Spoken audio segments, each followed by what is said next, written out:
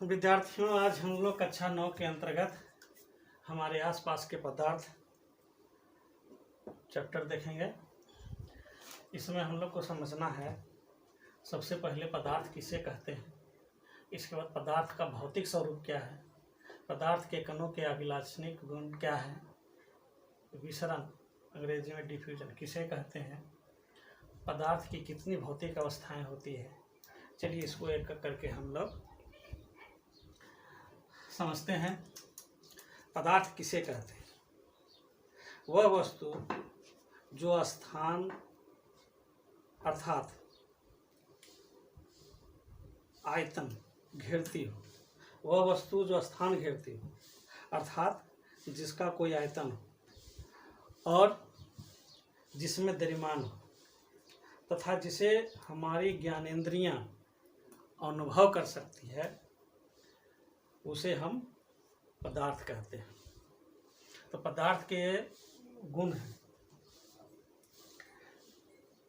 उदाहरण के लिए कोई पत्थर ले लीजिए या कोई भी बस किताब ले लीजिए, या हवा भी एक पदार्थ है जिसको हम देख नहीं सकते हैं लेकिन अनुभव कर सकते हैं। तो ये सारे बहुत सारे वस्तु, जितने भी हम वस्तुएं देखते हैं या अनुभव करते हैं, ये सारे पदार्थ कहलाते हैं। अब पदार्थ का भौतिक स्वरूप क्या है? तो देखिए भौतिक स्वरूप क्या है। पहला, सभी पदार्थ कणों से मिलकर बने होते हैं। दूसरा, पदार्थ के कण बहुत छोटे छोटे होते हैं, इतने छोटे होते हैं कि हम उसकी कल्पना भी नहीं कर सकते हैं। अत्यंत सूक्ष्म कण होते हैं। पदार्थ अत्यंत सूक्ष्म कणों से मिलकर बना होता है। अब है पदार्थ के कणों के अभिलाक्षणिक गुण क्या है? पदार्थ के कणों का अभिलाक्षणिक गुण क्या है?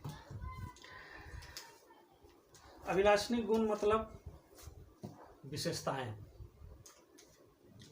तो पहला है, एक पदार्थ के कण दूसरे पदार्थ के कणों के रिक्त स्थानों में समावेशित हो जाते हैं। यह दर्शाता है कि पदार्थ के कणों के बीच पर्याप्त रिक्त स्थान होता है। उदाहरण के लिए, एक गिलास पानी लीजिए, उसमें आप नमक डालिए, तो उसको घोलिए। देखिए कि नमक के जो कण होते हैं, जल के कणों के बीच का जो रिक्त स्थान होता है उसमें वह समावेशित हो जाता है और हमें वह दिखता नहीं है। दूसरा अभिलाक्षणिक गुण है, पदार्थ के कण निरंतर गतिशील होते हैं। इसी कारण पदार्थ के कण अपने आप ही एक दूसरे के साथ अंतः मिश्रित हो जाते हैं और तापमान बढ़ने से कणों की ये गति तेज हो जाती है। देखिए, एक गिलास पानी में आप चीनी छोड़ दीजिए या नमक छोड़ दीजिए या मिश्री छोड़ दीजिए और रात भर उसको छोड़ दीजिए। सुबह देखते क्या है, मिश्री गायब, नमक गायब। गया कहाँ? वो पानी के कणों के बीच में जो रिक्त स्थान था उसमें वह चला गया। और कहने का मतलब है दोनों अंतः मिश्रित हो गए, एक दूसरे से अपने आप स्वतः मिश्रित हो जाते हैं। और मान लीजिए ज़्यादा अगर उसमें मिलाना हो, अंतः मिश्रित करना हो, जैसे जलेबी का रस बनाने के लिए करते हैं, कम पानी में ज़्यादा चीनी गलाना होता है, या आपका लड्डू वाला जो बनाते हैं चीनी वाला घोल, तो उसको अधिक गलाने के लिए क्या करते हैं, पानी पर चढ़ा देते हैं, आग पर चढ़ा देते हैं, तो वह आसानी से गल जाता है। तो इस प्रकार से पदार्थ के कण निरंतर गतिशील होते हैं और यह गतिशीलता तापमान बढ़ने पर बढ़ जाती है। इसके बाद तीसरा इसका अभिलाक्षणिक गुण है, पदार्थ के कण एक दूसरे को आकर्षित करते हैं। इसी आकर्षण बल के कारण पदार्थ कणों को एक साथ रखता है। मतलब पदार्थ में जितने भी कण हैं सारे कण एक दूसरे को आकर्षित किए हुए रहते हैं, एक दूसरे को अपनी ओर खींचे हुए रखते हैं, जिसके कारण उसका एक भौतिक स्वरूप बन पाता है, तो उसका कोई एक अस्तित्व बन पाता है। तो ये सारा चीज हो गया पदार्थ के कणों का अभिलाषणिक गुण। तीसरा क्वेश्चन है, चौथा क्वेश्चन है, विसरण किसे कहते हैं? तो विसरण किसे कहते हैं? दो विभिन्न पदार्थों के कणों के स्वतः ही मिलना विसरण कहलाता है। गर्म करने पर विसरण तेज हो जाता है, ये भी बताए हैं। तो यह जो स्वतः मिलने का जो गुण होता है, दो विभिन्न पदार्थों के कणों का एक दूसरे के साथ स्वतः मिलने का जो गुण होता है, उसको हम विसरण कहते हैं। जैसे कि पानी में एक बूंद स्याही डाल दीजिए, तो वो स्याही क्या होता है, पूरे बाल्टी में या पूरे गिलास में या लोटा में जिसमें भी पानी रखा हुआ पूरा फैल जाता है। चीनी रख दीजिए तो वो धीरे धीरे गल के पूरे पानी में फैल जाता है। तो इसी को हम कहते हैं विसरण कहते हैं। पांचवा क्वेश्चन है, पदार्थ की कितनी भौतिक अवस्थाएं होती है? पदार्थ की कितनी भौतिक अवस्थाएं होती है? तो देखिए, इसकी 3 भौतिक अवस्थाएं हैं, ठोस, द्रव और गैस। तो ठोस अवस्था, द्रव अवस्था और गैसीय अवस्था, ये 3 अवस्थाएं हैं पदार्थ के। तो ठोस अवस्था किसे कहते हैं? ठोस का आयतन तथा आकार दोनों निश्चित होता है, जैसे पत्थर, कोयला आदि। ठोस का आयतन, जैसे कोई ठोस ले लीजिए आप, पत्थर ले लीजिए, लोहा ले लीजिए, या कुर्सी ले लीजिए, या किताब ले लीजिए, ये सारे ठोस हैं। इनकी आकृति क्या होती है? निश्चित होती है। इसका आकार निश्चित होता है, इसका आयतन निश्चित होता है। तो इसमें आयतन और आकार दोनों निश्चित होता है। अब द्रव अवस्था में क्या होता है?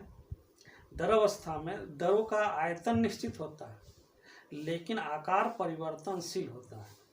अर्थात इसे जिस पात्र में रखी जाती है, उस पात्र का स्थान आयतन ग्रहण कर लेती है। जैसे कि पानी है, दूध, तेल आदि, ये द्रव अवस्थाएं में जो वस्तु पाए जाते हैं। मान लीजिए 1 लीटर पानी है, तो उसको हम अगर एक बोतल वाला में है, तो बोतल की आकृति में है, उसमें 1 लीटर पानी है, आयतन निश्चित है, लेकिन उसकी आकृति हो गई बोतल की। अब उसी को हम रख देते हैं कोई कटोरा में रख देते हैं, तो वह कटोरे की आकृति हो जाती है, उसमें भी 1 लीटर है। तो इस तरह से हम जिस भी पात्र में रखें, उसका आयतन में परिवर्तन होने वाला नहीं है, लेकिन जिस बर्तन में हम उसको रखेंगे वह उसी की आकृति की हो जाती है।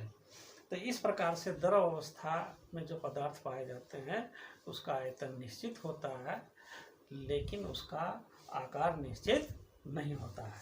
तीसरी अवस्था है गैसीय अवस्था। गैस का आयतन तथा आकार दोनों परिवर्तनशील होते हैं। गैसों की संपीड्यता भी काफ़ी अधिक होती है। उदाहरण के लिए LPG, liquid petroleum gas, CNG, concentrated natural gas, oxygen cylinder.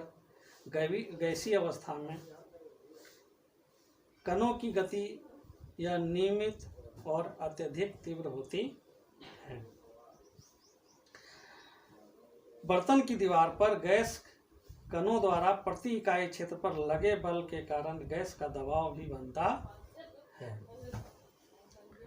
कहने का मतलब, गैस का ना तो आयतन निश्चित होता है, न तो आकार निश्चित होता है। देखिए 14 लीटर मान लीजिए गैस रहता है गैस सिलेंडर में, जो हम लोग भोजन बनाने के लिए अपने घरों में लाते हैं। तो उसमें 14 लीटर रहता है। यदि एक कमरे में उसको छोड़ दीजिए तो कमरे का आकार का हो जाएगा। उसको अगर हम 20 लीटर वाले सिलेंडर में रख देंगे तो 20 सिलेंडर उस के आकार का हो जाएगा। इसका मतलब उसका आकार निश्चित नहीं है। उसको हम संपीड़ित कर सकते हैं। संपीड़ित करते हैं तो उसका रूप बदल जाता है। गैस से द्रव अवस्था में, जो हम लोग सिलेंडर लाते हैं उसमें गैस जो है द्रव अवस्था में बदल गया। क्यों? क्योंकि वह अधिक संपीड़ित हो जाता है, उसके कण इतने नज़दीक आ गए कि वह गैस से लिक्विड में बदल गया। तो उसका आयतन क्या हो गया? आयतन तो न तो आयतन उसका फिक्स रहा, न तो आकार फिक्स रहा। आयतन भी बड़ा आयतन था, वो घट गया, और आकार भी तो छोटे सिलेंडर में था, छोटे सिलेंडर के आकार का था, और जब बड़ा सिलेंडर में चला गया बड़े सिलेंडर का आकार का हो गया। तो इसके बाद इसकी जो गति होती है कैसी अवस्था में, कणों की जो गति होती है वह अनियमित होती है। अनियमित होती है मतलब उसकी कोई निश्चित दिशा नहीं होती है।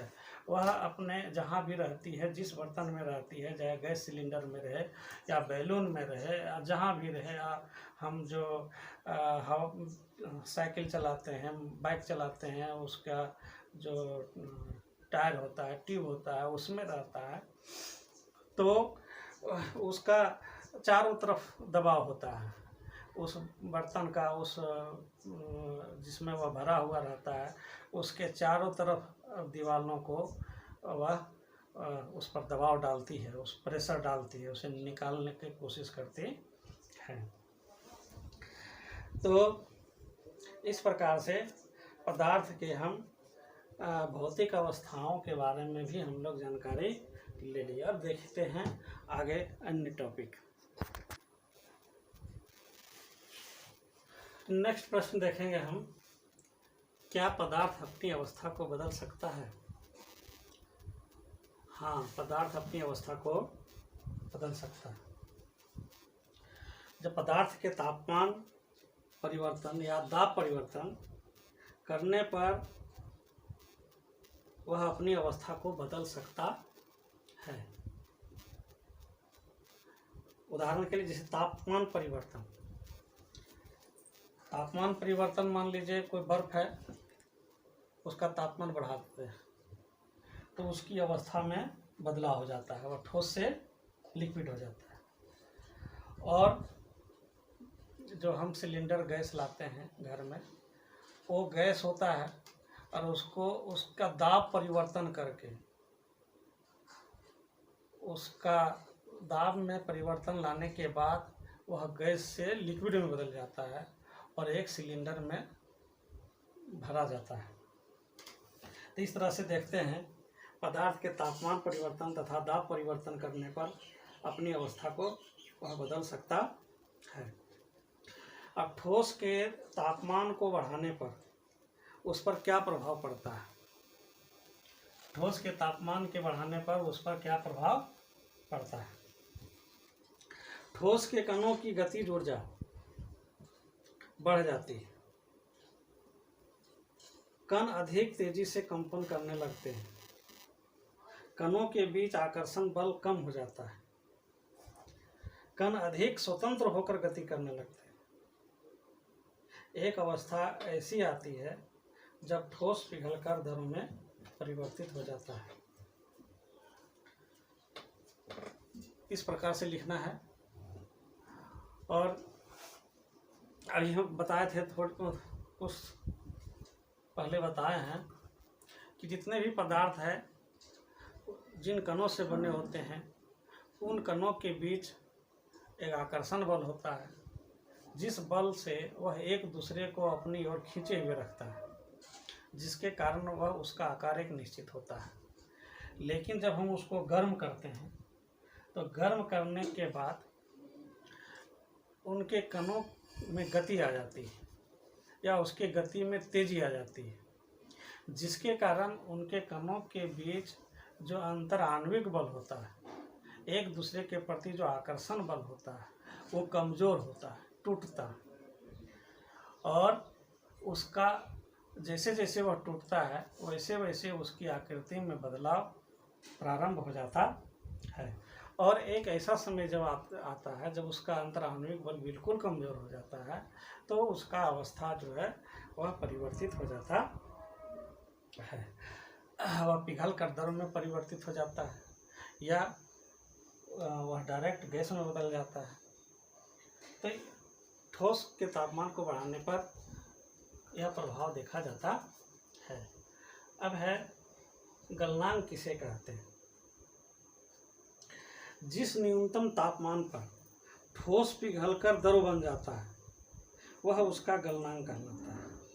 उदाहरण के लिए बर्फ का गलनांक है 273.15 केल्विन। जब हम किसी पदार्थ को गर्म करते हैं, उसका तापमान बढ़ाते हैं, वह तुरंत गलता नहीं। उसको गलने के लिए जितना तापमान की ज़रूरत होती है, जब उतना वह एक्वायर कर लेता है, वह एब्जॉर्व कर लेता है, तभी वह पिघलता है।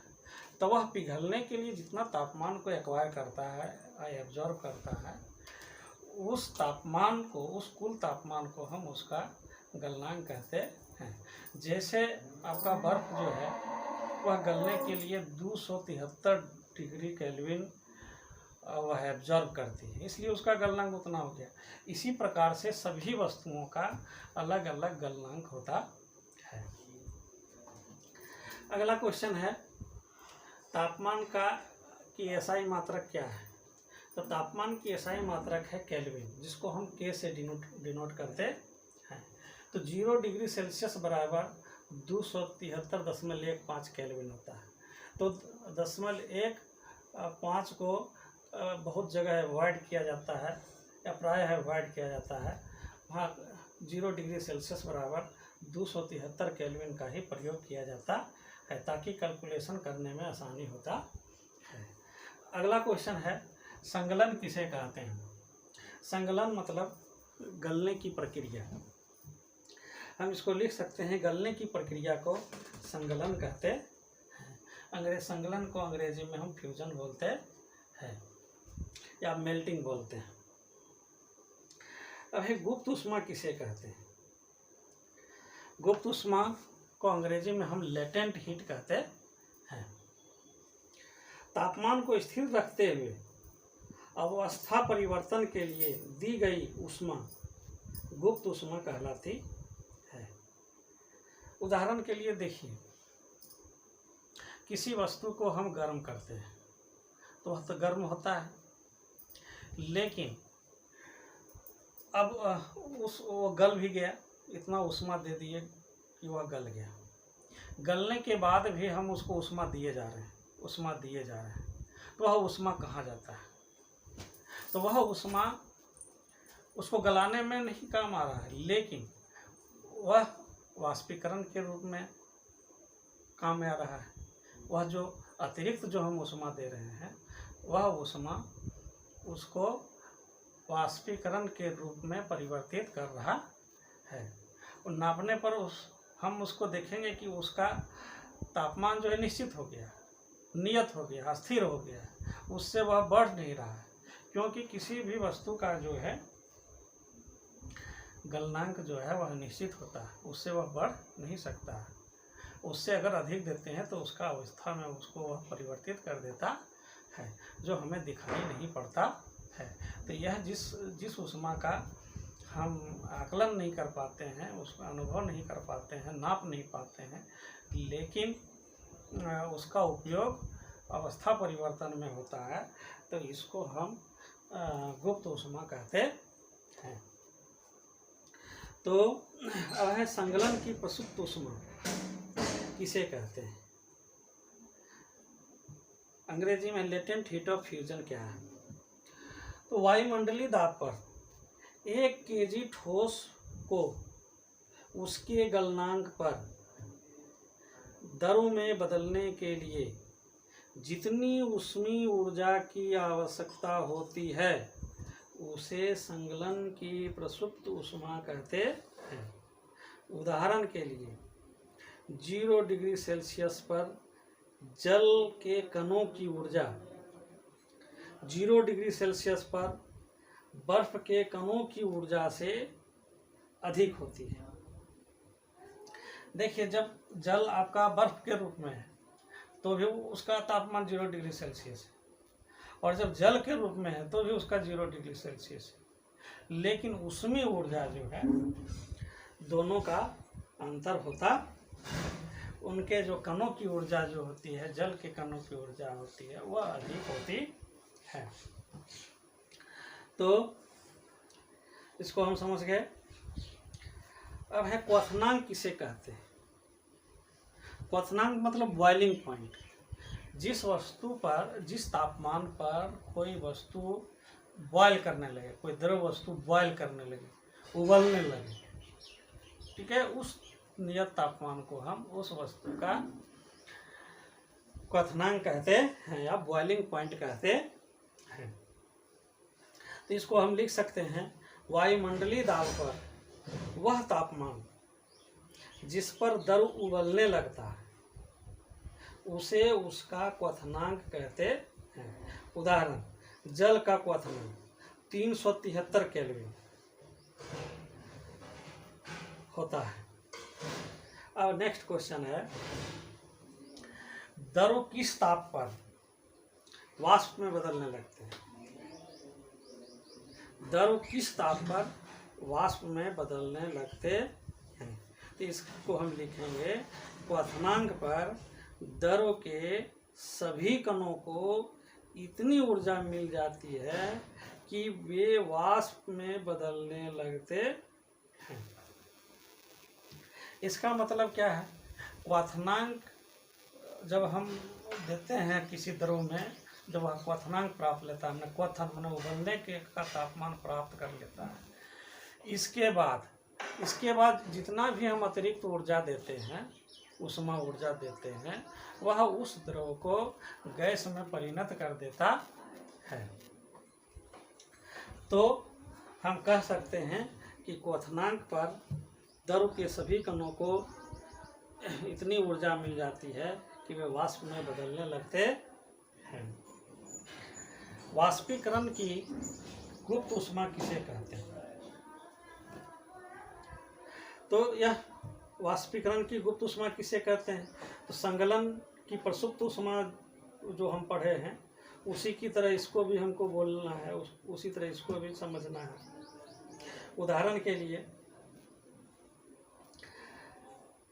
उसमें हम क्या पढ़े थे, संगलन किसे कहते हैं, गलने की प्रक्रिया को संगलन कहते हैं। उसी प्रकार से वाष्पीकरण किसे कहते हैं, वाष्प में बदलने की प्रक्रिया को हम वाष्पीकरण कहते हैं। उदाहरण के लिए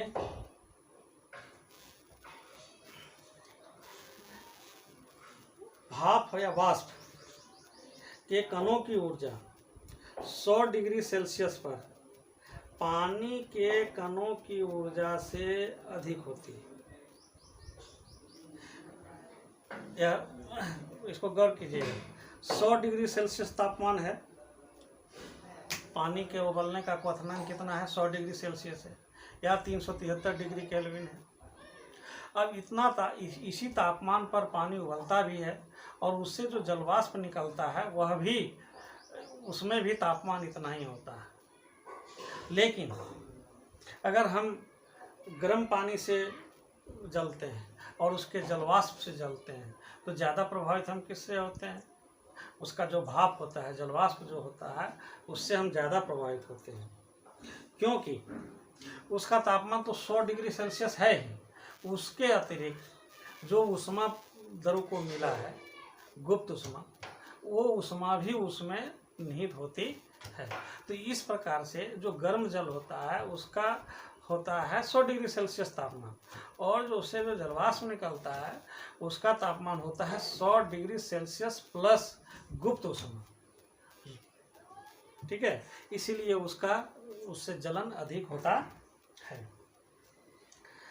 तो यहाँ पर हम देखते हैं कि वाष्पीकरण की जो गुप्त ऊष्मा होती है वह द्रव के क्वथनांक से जो अधिक होती है वह वाष्पीकरण का गुप्त ऊष्मा कहलाता है। अब देखिए ऊर्ध्वपातन किसे कहते हैं। तो ऊर्ध्वपातन देखिए यहाँ पे है, ठोस से सीधे गैस में परिवर्तित हो जाता है। तो इस घटना को हम ऊर्ध्वपातन कहते हैं। हम इसको इस तरह से लिखेंगे, द्रव अवस्था में द्रव अवस्था में परिवर्तित हुए बिना, किसी भी ठोस पदार्थ को जब हम गर्म करते हैं तो वह किस में बदलता है? पहले द्रव में बदलता है, इसके बाद वह गैस में बदलता है, उसको और हीट देंगे तो गैस में बदल जाएगा। लेकिन कभी कभी ऐसा देखा जाता है, जैसे कि आप कपूर लीजिए, उदाहरण के लिए कपूर लीजिए, तो कपूर को हम यदि हम हवा में छोड़ दें तो वह ठोस से उसका तापमान उसको ज़्यादा मिलेगा, तो वह सीधे ठोस से गैस में परिवर्तित हो जाती है, उसको हम ऊर्ध्वपातन कहते हैं। तो लिखेंगे इसको इस तरह से, द्रव अवस्था में परिवर्तित हुए बिना ठोस अवस्था से सीधे गैस में बदलने की प्रक्रिया को ऊर्ध्वपातन कहते हैं। इसके बाद निक्षेपण किसे कहते हैं? देखिए, निक्षेपण किसे कहते हैं? गैस से डायरेक्ट ठोस में आ जाता है, तो इसका ऊर्ध्वपातन का उल्टा हो गया क्या? निक्षेपण। यह ठोस से गैस में बदल रहा था डायरेक्ट, और यह गैस से ठोस में डायरेक्ट बदल रहा है, द्रव में यह परिणत होता नहीं है। तो इसको हम लिख सकते हैं, निक्षेपण किसे कहते हैं? द्रव अवस्था में परिवर्तित हुए बिना, द्रव अवस्था में परिवर्तित हुए बिना गैस अवस्था से सीधे ठोस में बदलने की प्रक्रिया को हम निक्षेपण कहते हैं। उदाहरण के लिए अमोनियम क्लोराइड, अमोनियम क्लोराइड को जब हम ठंडा करेंगे तो वह गैस से सीधे ठोस में बदल जाता है। उसका मतलब कहने का मतलब है, अमोनियम क्लोराइड के तापमान में परिवर्तन हम करेंगे, उसका तापमान कम करेंगे तो वह गैस से सीधे ठोस में बदल जाता है। तो इस प्रकार से हो गया निक्षेपण किसे कहते हैं। अब अगला जो जानकारी लेना है, पदार्थ पर दाब परिवर्तन का क्या प्रभाव पड़ता है? तो दाब के बढ़ने और तापमान के घटने से गैस द्रव में बदल सकती है। उदाहरण के लिए एलपीजी मतलब लिक्विफाइड पेट्रोलियम गैस, सीएनजी इत्यादि। सीएनजी का मतलब होता है कॉम्प्रेस्ड नेचुरल गैस। तो मतलब जब हम दाब बदलते हैं, दाब परिवर्तन करते हैं, दाब उसमें बढ़ाते हैं, तो अवस्था परिवर्तन, पदार्थ का अवस्था में परिवर्तन होता है। जो गैस होता है वह द्रव में बदलने लगता है या बदल सकता है। जैसे ये जो एलपीजी और सीएनजी जो है, गैस जो है, इसको दाब को बढ़ाकर उसके तापमान को घटाकर, देखिएगा जो सिलेंडर में जो गैस रहता है उसको आप देखिएगा, जब वह निकलता हो तो उंगली ले जाकर देखिएगा, तो देखिएगा वो एकदम ठंडा लगता है। मतलब क्या, उसके तापमान को घटा दिया गया है, और क्या, उसको कंप्रेस्ड कर दिया गया, हमने उसके दाब को बढ़ा दिया गया है, जिसके कारण वह गैस जो है वह द्रव में बदल गया है। अब अगला जानकारी है कि ठोस CO2 को शुष्क बर्फ या ड्राई आइस क्यों कहते हैं। तो देखिए, कार्बन डाइऑक्साइड गैस को उच्च दाब पर ठोस कार्बन डाइऑक्साइड के रूप में संग्रहित किया जाता है या हो जाता है, जो 1 एटमॉस्फेयर वायुमंडलीय दाब पर द्रव अवस्था में आए बिना सीधे गैस में परिवर्तित हो जाती है। यही कारण है कि ठोस कार्बन डाइऑक्साइड को शुष्क बर्फ कहा जाता है। मतलब उसके दाब, कार्बन डाइऑक्साइड कहने का मतलब है कार्बन डाइऑक्साइड गैस का जो दाब है बढ़ा दिया जाता है, उच्च दाब कर दिया जाता है। और जब ऐसा हम करते हैं तो वह लिक्विड में बदले बिना वह ठोस में संग्रहित होता है, वह ठोस अवस्था में आ जाता है। ठीक है। और जब इसको हम गर्म करते हैं तो यह इसका दाब को कम करते हैं या 1 एटमॉस्फेयर दाब पर रखते हैं, तो द्रव अवस्था में आए बिना सीधे गैस में परिवर्तित हो जाती है। इसी कारण से इसको ठोस कार्बन डाइऑक्साइड को शुष्क बर्फ कहा जाता है। ठीक है। अब वाष्पीकरण किसे कहते हैं। क्वथनांक से कम तापमान पर द्रव के वाष्प में परिवर्तित होने की प्रक्रिया को वाष्पीकरण कहते हैं। इसका दाब का एसआई मात्रक क्या है? दाब का एसआई मात्रक है पास्कल। दाब का एसआई मात्रक क्या है? पास्कल। इसको हम इंडिकेट करते हैं किससे? पीए से, ठीक है। और एक एटमॉस्फेरिक जो होता है बराबर होता है 1.01 × 10⁵ पास्कल। एक एटमॉस्फेयर दाब जो होता है, एक वायुमंडलीय दाब बराबर इतना होता है। वाष्पीकरण क्यों होता है? क्वथनांक से कम तापमान पर द्रव के सतहों पर स्थित कणों के कुछ अंशों में इतनी गतिज ऊर्जा होती है कि वे दूसरे कणों के आकर्षण बल से मुक्त हो जाते हैं, वाष्पित हो जाते हैं। उदाहरण के लिए हम जो कपड़ा डालते हैं सूखने के लिए बाहर में, तो उसका एक ऊपर वाला जो परत होता है पानी का जो होता है, उसके कण ऊपर वाले जो कण होते हैं, पानी के ऊपर वाले जो अंश होते हैं, उसमें गतिज ऊर्जा अधिक हो जाती है, जिसके कारण वह अन्य जो होता है जल, उससे वह अलग हो जाता है। उसी तरह से एक बर्तन में हम पानी जब रख देते हैं धूप में, तो वह उसमें क्वथनांक के लेवल का तापमान नहीं होता है, लेकिन उसके ऊपर वाला जो परत होता है उसमें गतिज ऊर्जा, उसके कणों की गतिज ऊर्जा बढ़ जाती है, और नीचे वाले जो कण होते हैं उससे वह अलग हो जाते हैं और वाष्पीकृत हो जाते हैं। इसको वाष्पीकरण कहते हैं, वाष्पित हो जाते हैं। तो वाष्पीकरण को प्रभावित करने वाले कारक क्या है? तो इसके पहले हम इसको जानने के पहले हम इसको स्पष्ट करते हैं।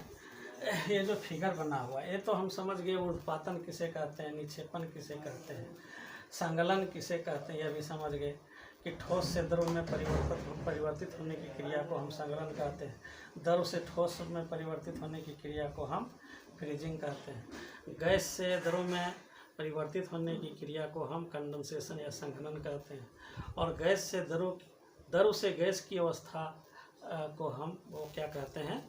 वाष्पीकरण कहते हैं, ठीक है। और इस वाष्पीकरण की स्थिति में यहाँ पर उबलना भी होता है। तो उबलने, हम जब भोजन बनाते हैं तो देखते हैं कि जब वाष्प जो जल जो है वह गर्म होता है, उबलने लगता है, तो उसमें वाष्पीकरण की प्रक्रिया तेज हो जाती है। उस समय वाष्पीकरण होता है, हम स्पष्ट देख सकते हैं। तो इस तरह से वाष्पीकरण को प्रभावित करने वाले कारक क्या हैं? तो वाष्पीकरण को प्रभावित करने वाले कारक हैं सतह क्षेत्र। यह बढ़ाने पर वाष्पीकरण की दर भी बढ़ जाती है। उदाहरण, कपड़े सुखाने के लिए हम उन्हें फैला देते हैं। देखिए, क्षेत्र बढ़ाना पड़ता है। मान लीजिए कपड़ा है, कपड़ा को मचोड़ के आप रख दीजिए, वह जल्दी नहीं सूखेगा। हो सकता है ऊपर सूखेगा और अंदर गीला ही रहता है, लेकिन जब उसको झाड़ के पसार देते हैं, उसको फैला देते हैं और कहीं टांग देते हैं या ज़मीन पर पसार के रख देते हैं, फैला कर रख देते हैं, तो वह जल्दी सूख जाता है। इसका मतलब है सतह क्षेत्र अगर अधिक रहेगा तो वाष्पीकरण भी अधिक होगा। दूसरा है तापमान। यह बढ़ने पर अधिक कणों को पर्याप्त गतिज ऊर्जा मिलती है, जिससे वे वाष्पीकृत हो जाते हैं। जैसे कि आप देखिए, एक कटोरी जल को आप धूप में रखिए, तो धूप में रखेंगे तो उसमें तापमान कम मिलता है उसको, तो धीरे धीरे वह वाष्पित होता है। और वही आप उसको चूल्हे पर गर्म कीजिए तो उसमें तापमान अधिक मिलेगा, तो उसमें जो कण है उसकी गतिज ऊर्जा उसकी ज़्यादा बढ़ जाएगी, तो वह उस वाष्पीकरण की प्रक्रिया भी उसमें तेज हो जाती है। इस तरह से। इसके बाद तीसरा है आर्द्रता। यह बढ़ने पर वाष्पीकरण की दर घट जाती है। मान लीजिए वायुमंडल में जल वाष्प की मात्रा अधिक है। आर्द्रता बढ़ने का मतलब है कि वायु में जल वाष्प की मात्रा का अधिक होना। जब जल वाष्प की मात्रा अधिक होती है तो वह कपड़ों से या गीले पदार्थों से जल को अवशोषित कम करती है। तो जब जल को अवशोषित कम करती है तब हम उसको इसके कारण वाष्पीकरण का दर भी घट जाता है। इसके बाद है वायु की गति। यह बढ़ने पर जलवाष्प के कण वायु के साथ उड़ जाते हैं, जिससे आसपास के जलवाष्प की मात्रा घट जाती है। इसी कारण तेज वायु में कपड़े जल्दी सूख जाते हैं। मान लीजिए हम कपड़ा पसार दिए हवा में, फैला दिए हवा में, तो क्या होता है कि जब हवा आती है तो कपड़े के अगल बगल की जो जलवाष्प होता है उसको उड़ा के वह दूर ले जाती है। तो उस जगह को जो जलवाष्प भरा जाता है वह कपड़े से अवशोषित करके बाहर करके किया जाता है। या कुछ जो होते हैं जल के जो कण होते हैं कपड़े के, हवा के साथ भी उड़ जाते हैं। तो इस तरह से जब वायु की गति होती है, गति अधिक होती है, तो वाष्पीकरण भी अधिक होता है, उसकी भी गति तेज होती है। तो इस प्रकार से आज इतना ही, फिर आगे देखते हैं कुछ क्वेश्चन आंसर। ठीक है, थैंक यू। चलिए कुछ क्वेश्चन है उसको भी देख ही लेते हैं। जैसे क्वेश्चन है एसीटोन या नाखून पॉलिश या पेट्रोल इत्र या नाखून पॉलिश को हटाने वाले द्रव या बर्फ को अपनी हथेली पर गिराते हैं तो हथेली पर शीतलता महसूस होती है, क्यों? इसका उत्तर है कि इन पदार्थों को जब हम हथेली पर रखते हैं तो इनके कण, इन पदार्थों के कण हथेली की ऊष्मा को अवशोषित करते हैं, जिसके कारण हथेली का तापमान घट जाता है और हमें शीतलता महसूस होती है।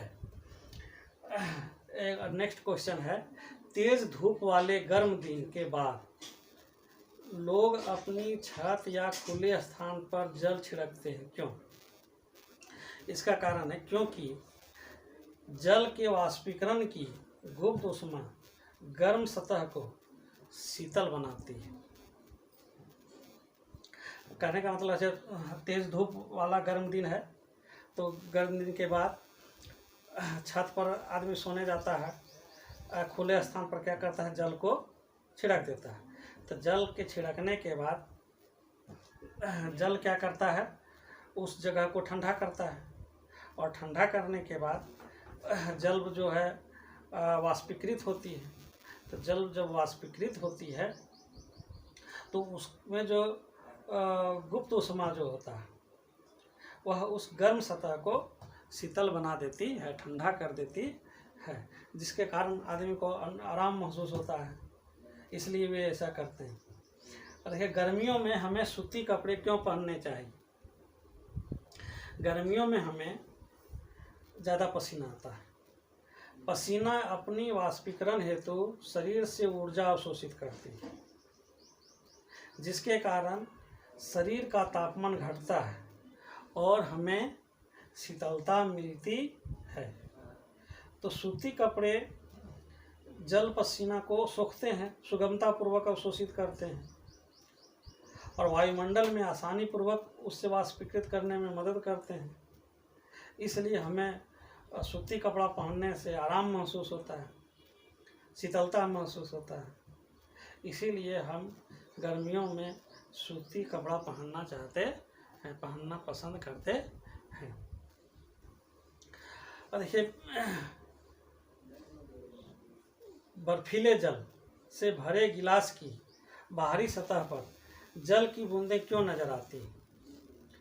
इसका उत्तर होगा, लिखेंगे, बर्फीले जल से भरे गिलास की बाहरी सतह वायु में उपस्थित जलवाष्प की ऊर्जा को अवशोषित करते हैं, जिसके कारण जलवाष्प का तापमान कम हो जाता है और यह द्रव अवस्था में बदल जाता है, जो हमें जल की बूंदों के रूप में नजर आता है। मान लीजिए एक बोतल है आपका, एक बोतल जो ठंडा पानी, उसमें ठंडा पानी भर दीजिए पूरा, या फ्रिज में रख दीजिए। तो फ्रिज से बोतल को निकालिए, फ्रिज में जो पानी रखे हैं बोतल में, उस बोतल को निकालिए बाहर में और कहीं गर्म जगह पर रख दीजिए। रखने के बाद आप क्या देखते हैं, थोड़ी देर में उस बोतल के चारों ओर में जल आ जाता है, जल की बूंदें हमें दिखाई पड़ती है। तो वह जल की बूंदें क्या अंदर वाला जल आ गया बाहर? नहीं, ऐसा नहीं होता है। वह उसमें जो ठंडापन होता है, वह ठंडापन क्या करता है, बोतल के जो चारों ओर जो वायु होते हैं, उसमें जो जलवाष्प होते हैं, उस जलवाष्प का तापमान को कम कर देते हैं। वो इतना कम कर देते हैं कि वह जलवाष्प उसका कम क्यों करते हैं? क्योंकि उसकी ऊष्मा को ये अवशोषित कर लेते हैं ठंडा पदार्थ। और ठंडा पदार्थ जब उसका ऊष्मा को अवशोषित करते हैं तो उसकी ऊष्मा कम हो जाती है, और ऊष्मा जब कम हो जाती है तो वह संघनित होने लगते हैं, और संघनित होकर जल के रूप में बोतल के सतह पर बैठ जाते हैं, जो हमें दिखाई पड़ते हैं। तो इस तरह से अभी हो गया। अगला क्वेश्चन है, गर्म शुष्क दिन में कूलर अधिक ठंडा क्यों करता है? तो इसका उत्तर लिखिएगा, गर्म शुष्क दिन में हमारे शरीर का तापमान अधिक होता है तथा कूलर में जिसके जल का वाष्पीकरण तेजी से होता है, जिसके कारण कूलर का जलवाष्प युक्त आर्द्र हवा कमरे की आर्द्रता अधिक बढ़ाती है, जो हमारे शरीर से अधिक ऊष्मा अवशोषित करती है, जिससे शरीर का तापमान कमरे के तापमान की अपेक्षा अधिक घटता है, अतः अधिक ठंडा महसूस होता है। इसीलिए गर्म शुष्क दिन में कूलर अधिक ठंडा करता है। तो कहने का मतलब है कि गर्मी के दिनों जब कूलर चलता है तो कूलर का काम क्या है? कूलर में पानी होता है, पानी को जो उसमें जो पंखा होता है, तो पानी को जलवाष्प के रूप में वह कमरे में भरती है, और जलवाष्प जब कमरे में भर जाती है, वायु में भर जाती है, जल की मात्रा अधिक हो जाती है कमरे के वायु में, तो ऐसा होने से आर्द्रता उसकी बढ़ जाती है। जलवाष्प की मात्रा बढ़ेगी, आर्द्रता बढ़ गई। अब आर्द्रता बढ़ गई तो गर्मी में होता है कि रूम का टेम्परेचर के साथ साथ हमारे शरीर का भी टेम्परेचर अधिक रहता है, और जब वह वायुमंडल आर्द्र हो जाती है, उसमें जलवाष्प बढ़ जाती है, तो हमारे शरीर से गर्मी को अवशोषित करती है। तो ऐसी अवस्था में हमें शीतलता महसूस होती है, ठंडापन महसूस होती है, आराम महसूस होता है। इस तरह से गर्म शुष्क दिन में कूलर ठंडा प्रदान करता है। अब गर्मियों में घड़े का जल ठंडा क्यों होता है? इसका उत्तर लिखेंगे, घड़े के बाहरी सतह पर जल की नमी युक्त कण का वाष्पीकरण गर्मियों में अधिक होता है। तो वाष्पीकरण हेतु ये जल कण घड़े के जल से ऊष्मा अवशोषित करते रहते हैं, जिसके कारण घड़े के जल का तापमान घट जाता है और यह ठंडा हो जाता है, जिसको पीने में हमको शीतलता महसूस होती है, आनंद महसूस होता है, और हम इस पानी को, ठंडा पानी को, घड़े के ठंडा पानी को पीना पसंद करते हैं। और देखो, गर्म चाय या दूध प्लेट से पीना सुविधाजनक क्यों होता है? क्योंकि हम जानते हैं कि क्षेत्र बढ़ने से वाष्पीकरण बढ़ता है, वाष्पीकरण तेज़ी से होता है। इसका मतलब वाष्पीकरण जब तेज़ी से होगा तो उसका ठंडापन भी तेज़ी से होगा।